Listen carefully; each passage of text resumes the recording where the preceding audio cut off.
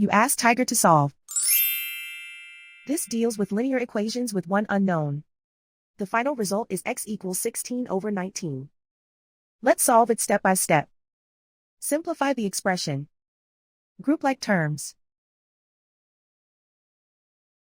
Simplify the arithmetic. Group all constants on the right side of the equation. Add 16 to both sides.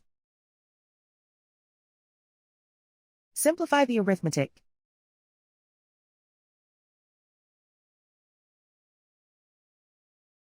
Isolate the x. Divide both sides by 19. Simplify the fraction. And so the final result is x equals 16 over 19.